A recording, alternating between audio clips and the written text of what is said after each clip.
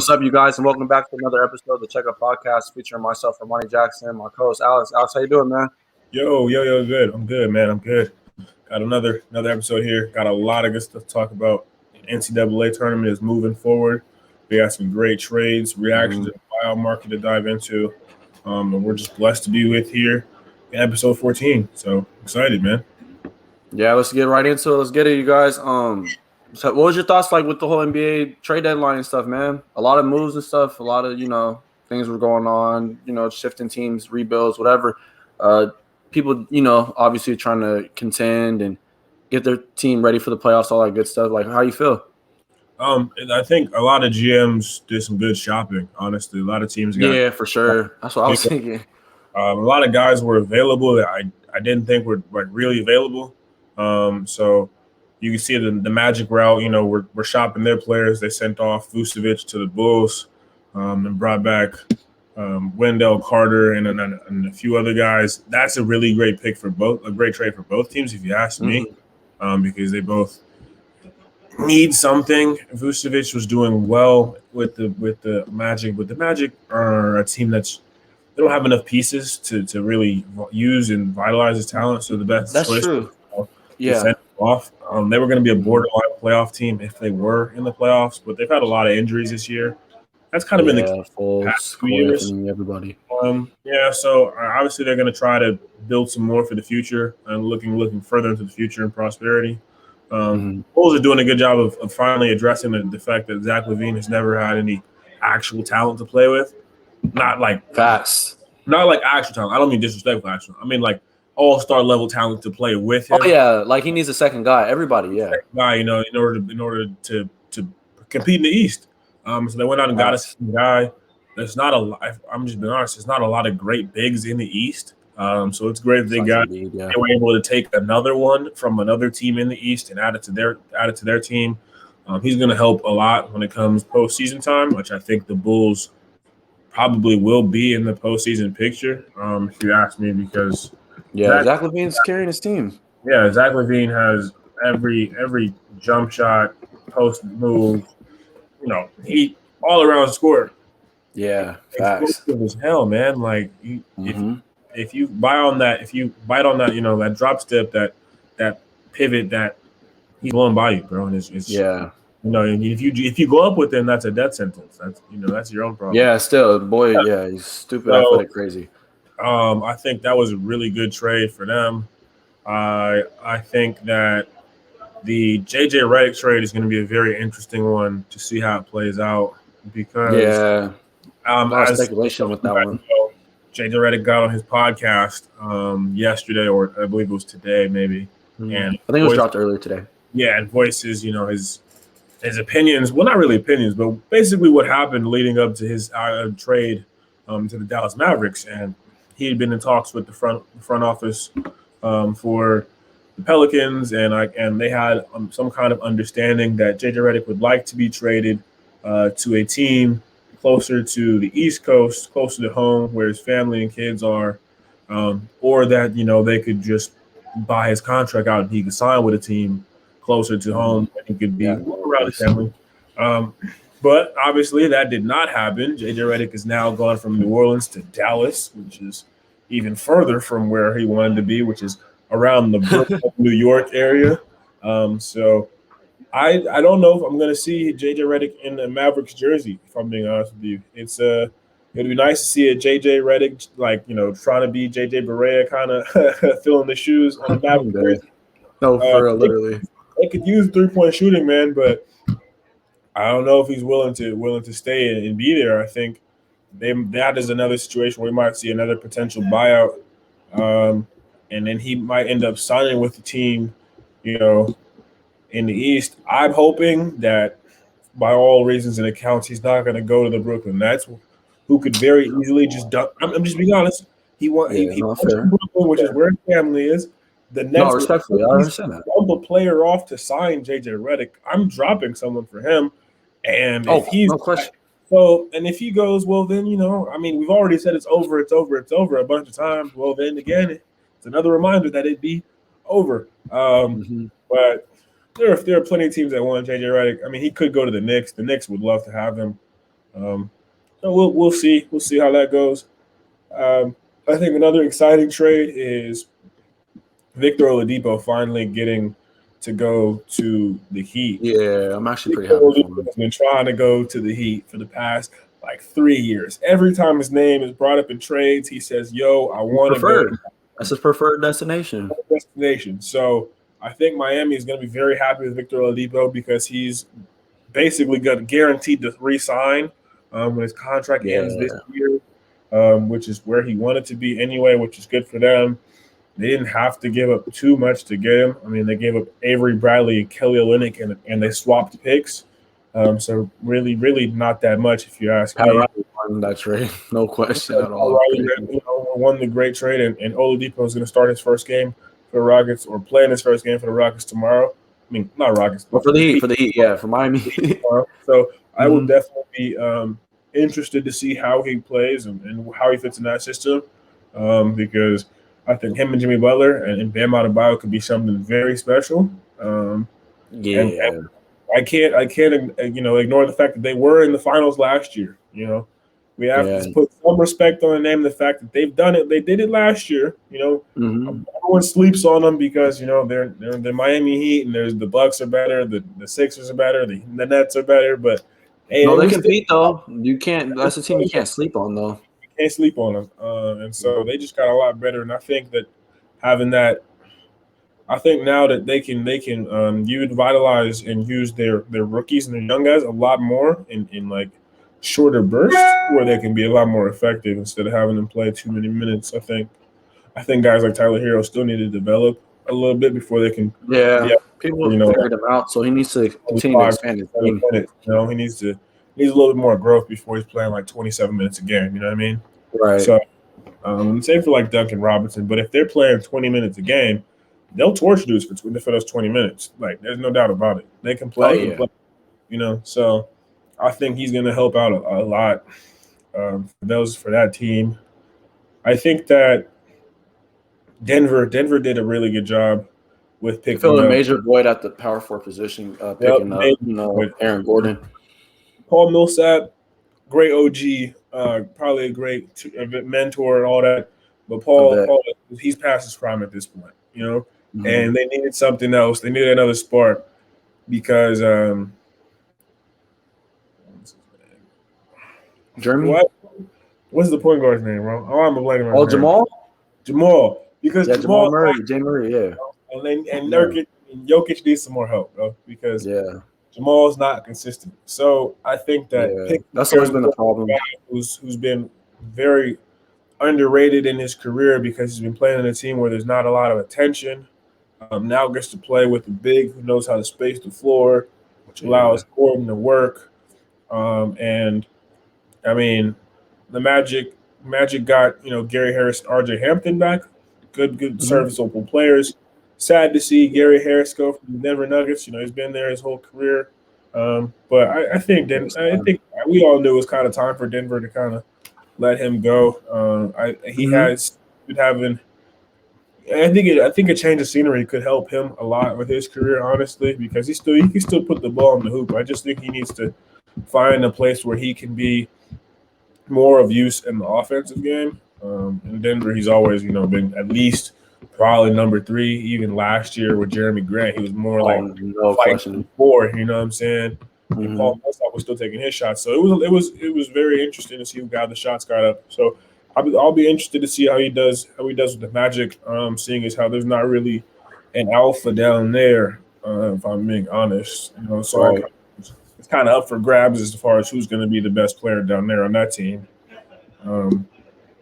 And then we got Evan Fournier, who was also traded from the Magic, and they sent him to the Celtics. Yeah, the Celtics questionable pickup though. The Celtics, honestly, if you ask me for what they paid, this is a great trade. No question. Yeah.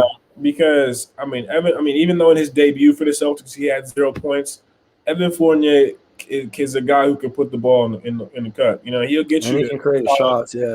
15, 16 points a game. And that's another thing that the Celtics need. Besides better big play. They need guys that can actually score some points. Facts. And that's a good pickup. I don't know why bro is rocking the number. Have you seen the fact that he's rocking the number 94 now? Yeah. Bro, it's so nasty. Like I really want to know what the reason behind that is. Because I was watching the game today and I was like, why is he wearing 90? Super weird, bro. Like It just looks disgusting because he's not even that tall, like big. It's very, very weird. I think that the Rondo trade, if healthy, is going to be exactly what the Clippers need. Yeah, for a point guard. If healthy, because Rondo has yet to play for the team as of today. I don't know when he will play. They say he's nursing some groin injury or something. I really want to see how Lou Will's going to do with the Hawks because after Lou was traded, he came out and said, he really thought about retiring, because he didn't expect for the Clippers to trade him or even trade him in the way they did. Right, yeah, because he was really in question about it. Yeah, he contemplated. Give a lot of notice. It wasn't like, hey, hey Lou, we thank you for so many years of service. Hey, we're thinking about going a different direction. Where would you like to go? It was more like, hey Lou, you're going to Atlanta. That's where you're from. Congratulations. Well, welcome bro, home again. I never actually said I wanted to go to Atlanta, bro. Like that's maybe where I'm from, but like, who said I wanted to go there? I was fine playing for the Lakers.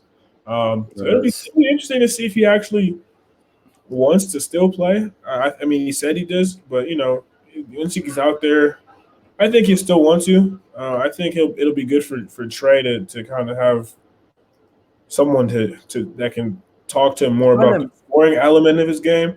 Because obviously Lou is not a point guard, but Lou knew how to. Lou was a small dude who knew how to put the ball in the hole. You know what I mean? He could score the ball, and I think he can definitely help mentor Trey on contorting his body, getting to spots, using the screen and things of that nature.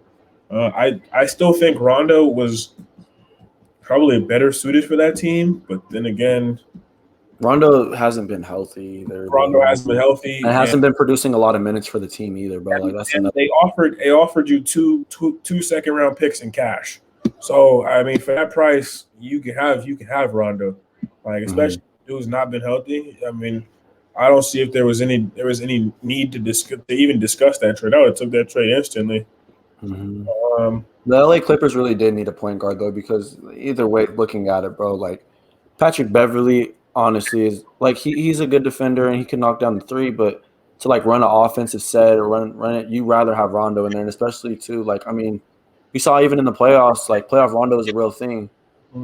Even for the Lakers when they went on their championship run, even back in 2008 when he won with the Celtics, like dude is a built up, one of the highest IQ point guards we've had still in the league, bro.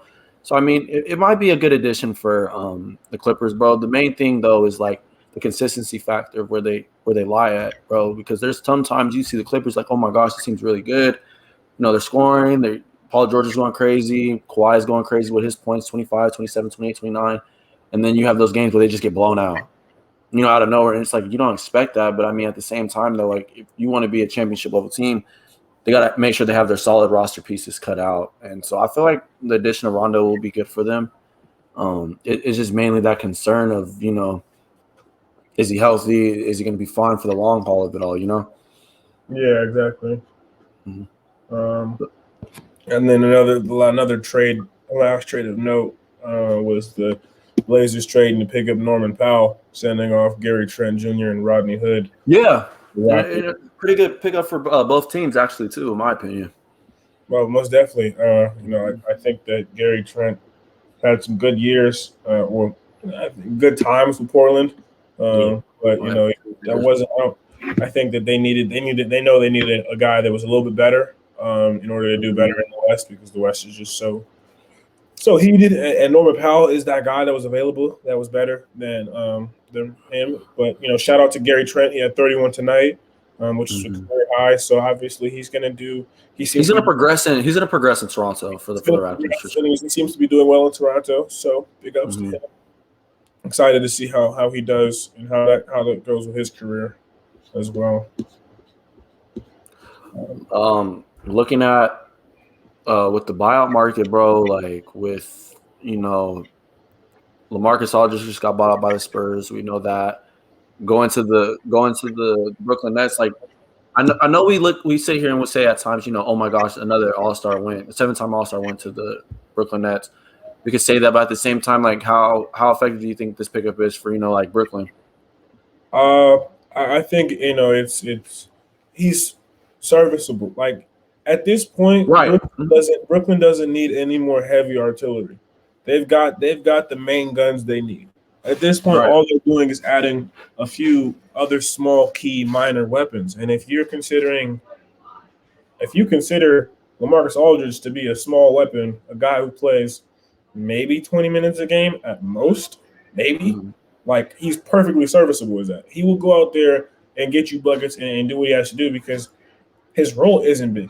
The thing with Brooklyn is they're asking guys who are huge former names to play smaller roles because they're still very talented. They just can't play for that period of time and be extraneous amount of minutes and stuff and produce a lot. Same thing with Blake Griffin. If you cut their minutes down and ask them to do just what they know how to do exceptionally well, they're going to be great players, and Brooklyn is going to be a formidable team because of that. So it's a term the rich get richer. Same thing with the buyout of Andre Drummond, and then going to the Lakers. He didn't have the greatest season opener, but obviously, what do you expect from a guy that's been sitting out for 6 weeks? He hasn't played a game in 6 weeks. Yeah, people dragging him on Twitter. He had, I think, 4 points. People were dragging him on Twitter. It's like, come on, man. The guy, he took 6 shots. He made 2 of them. He hasn't played in 6 weeks. Easy. Yeah. Immediately, bro. Y'all be tripping, man. Y'all be on. Oh my God. I can't. I'm not that type to just attack somebody, bro. Like I don't know, but and then too, like LeBron and AD aren't even playing. So like either way, the team's not even at full core strength, bro. Like, so.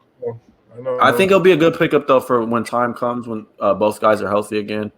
What it does provide is a bigger upside in rebounding. I mean, we already have Anthony Davis inside that can rebound really good, but it's a way bigger upgrade than having Marc Gasol down there, bro. And I mean, we look back at Drummond's career; he's known to be one of the most elite rebounds we've ever seen. I mean, us, you know what I'm saying? There's no other guys out comparing to him with getting boards and stuff. I mean, there's some years like maybe DJ, like DeAndre Jordan, but I'm talking now though. It's like DeAndre Jordan, and obviously, look now you have Drummond, so it's going to provide a lot. The main concern, obviously, you could sit there and say spacing on the floor is because you can't effectively shoot threes and all that stuff. But at the same time, you get upgraded in depth in the paint, and I rather take that compared to what we had last year with JaVale and Dwight. So now looking at it now, it's like okay, you kind of got the little upgrade that you needed. So it's like, what's next? The concern rises that, when LeBron and AD come back, are they going to be at full strength or whatever? But at the same time, it's going to take time. And that's the thing that I feel like certain critics try to, like, tease at it and nag at it. It's like, okay, how are you going to come and be in your first game and only score 4 points? Like, dude, like you said, he hasn't played in 6 weeks. We talked about that, too, when Drummond first got initially told, like, hey, you're not playing no more. We said that. It's going to bite him in the butt, bro, because it's like, dude, you're not hooping. You're not doing anything. Yeah, you might be staying in shape, but you're not playing in games. He has to get back into that game shape mode, Exactly. Yeah, it makes no kind of – yeah, but overall, though, he'll be great, honestly. I think he's a good pickup. What you needed, bro. Exactly what the team needed. If they just get their guys back, being that AD and LeBron, get them both healthy, Drummond playing, Schroeder, all that, like, and the team is healthy as it's constructed. They're down to get on another run for a championship. Down to go on another run. Like, this team is, again, the rich get richer, man. I mean, the Suns are still coming, bro. And I'll say, I don't think you guys want to see us in the first round. I know you don't. No, I don't. Yeah, so I have faith in y'all too. Trust me. I don't want to see y'all in the first round either. If I'm being honest with you, not full strength. Yeah. Now, looking at all the trades and stuff that happened, like, who do you feel like got the biggest jump out of it? Got the biggest jump. I think that's kind of based on who needed to take the biggest jump. If I'm being honest with you, I think Denver. In my opinion, Denver made a really good move. Obviously, I know we talked about it with Aaron Gordon. I feel like that was a really good addition that they needed. Yeah, it was definitely something that they needed in a hole they hadn't addressed. I think I'm gonna go with the Oladipo trade, though. I think that's going to be proved to be what Miami needs in order to remain a formidable team in the East. It's a tremendous jump. Yeah, as long as to the next level, and you're not really losing much, man. Avery Bradley wasn't playing. Yeah. It wasn't exactly. That's true. And Olynyk, I mean, you can always fill that role. Olynyk, you can always find an athletic big that. Well, he wasn't the athletic. You can always he just runs and hustles. He's a Swiss Army knife. There's plenty of bigs that can space the floor and shoot nowadays. And that's what Olynyk is. I mean, you had another one in Myers Leonard, so obviously you can get one. It's not like it's going to be a hard thing to do. So, but a athletic too, like Victor Oladipo. Yeah, those aren't. Dragic, Oladipo. You still got Duncan, Tyler, Iggy, Bam Adebayo. You still got a team. You got a team. Derek Jones. You got a team, man. None still there when healthy. They have a cool, solid roster built for another, scrappy upset for a lot of teams. Yeah, are you kind of disappointed? I know we talked about Boston, bro, but addressing the need with Evan Fournier, okay, with additional scoring, that's good and all, but they traded Theis for Mo Wagner. But I don't really know what the purpose of that was, younger, but still, no. I have no idea, man. I literally have no idea because Mo Wagner is what, on his third team now? This because he went from the Lakers drafting him to the Wizards. Where was he? This is his fourth team. Because where was he at before the Celtics even picked him? I believe it was just the Lakers and the Wizards. Was he on the Wizards? I think. Where did they pick him up from? Yeah, I believe we traded him for. No, because we shipped off him and Thomas Bryant. He's from the Wizards. Yeah, we shipped him and Thomas Bryant. He's his third team. He's not what I saw in college yet, at least. In the NBA, he hasn't had that effect in college that he has. So I don't. But AC, that's the problem, though. I feel like we're obviously gonna talk about NCAA and stuff, but if you think about it, bro, the players get overhyped really bad in college. I feel like we sit here and look at guys like, oh my gosh, that's the best player in the country, that's the best player in the country. But if you look at it, they get to the league and it's like, what are you doing? I don't know. We always see that. We don't see it a lot, but you kind of see it at times, I think that the thing that we fail to appreciate is that these kids are the best in the country when they come into the NBA, and then they become one of the 400 best in the world. And they're not one of the 400 best. They're not one of the top 200 best is what you're expecting them to be because they're one of the best in college. They're one of the top 400. They deserve to be in the league, but they're not jumping off their screen like they were in college because now they've gotten to the new upper echelons where the talent pool, where everyone up there is somebody, bro. There is nobody on the NBA roster who is not somebody who can pull up and drop 50 on any random regular person, bro. Is there anyone? They're at that level, bro. Everyone is a hooper, man. For facts. So the expectation is for that everyone who's going to the league to be to be one of the best guys, but people forget. You are still one of the best guys by being on the court, by being on the team. I'm proving that having a contract. There's dudes who are begging to get the same spot I have. Whether you think I suck or not, I have the spot, bro. And people forget that. But the Celtics, their weakness is big play, man. Their weakness is big play. It always has been though. Looking recent. A wishy-washy point guard in Kemba Walker. So if you're gonna have a wishy-washy point guard, you need to have better big play. Only problem is that your bigs have little to no value, and the other players that you wanted to trade that you have, you weren't willing to part with because if you want to go get a solid big in the league, you're probably gonna have to separate yourself from Marcus Smart. That's something that you clearly don't want to do. So you went out and got Mo Wagner and Luke Cornet. So I think the Sixers. I think the Celtics are going to kind of remain where they are right now, which is really underwhelming at the 7th seed because they didn't address anything because they want to hoard all these picks for the future and get ready for the future. But I think their window of opportunity for winning is starting to close, man. Like they've Yeah. had a few years now. I thought this year was their year. Honestly, I really did. And Yeah. Especially in the early season when JB was jumping stupid Yep. crazy, was scoring and stuff. He was accelerating. I was like, yeah, this is Mhm. their year, man. They're finally getting it, and they don't have what they need to get it done, and it's very sad to see that. Yeah.